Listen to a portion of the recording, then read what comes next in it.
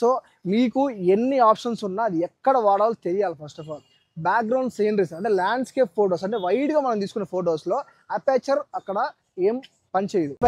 Aperture గురించి చాలా మంది తెలుసు, ఎవరికైతే ఐడియా లేదు అపేచర్ గురించి చెప్పాలంటే, సో మనం లెన్స్ కొన్నప్పుడు దీని మీద ఎఫ్ ఉంటుంది. ఎఫ్ అంటే ఎఫ్ 2.1, 1.2, 1.8, 1.4, సో 2.8 ఎన్నెన్నో ఉంటాయి ఎఫ్ అనేది. ఆ ఎఫ్ అనేది ఏంటంటే అపేచర్, డెప్త్ ఆఫ్ ఫీల్డ్.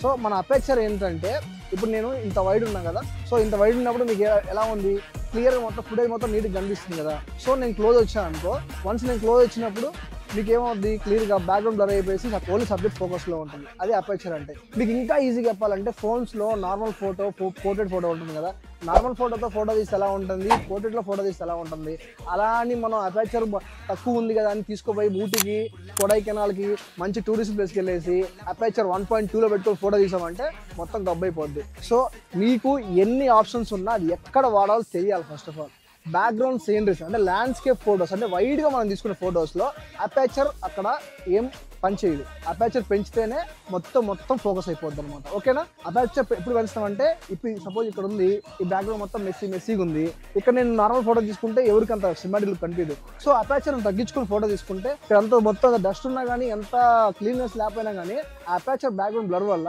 మీకు సబ్జెక్ట్ అనేది చాలా ఫోకస్ కనిపిస్తా, మీకు చూడడానికి సినిమాటిక్ లుక్ అనేది కనిపిస్తుంది. గైస్ మీ కెమెరా సెట్టింగ్స్ గురించి మరింత ఇన్ఫర్మేషన్ కావాలంటే కింద లింక్ ఇస్తాను, వెళ్ళి చూసేయండి. లేదంటే మన ఛానల్లో ఫుల్ వీడియో ఉంటుంది, వెళ్ళి చూసేయండి. ఇలాంటి షార్ట్ ఫార్మాట్ ఇన్ఫర్మేషన్ కోసం మన ఛానల్ని సబ్స్క్రైబ్ చేసుకోండి గైస్. ఓకేనా. Thanks for watching.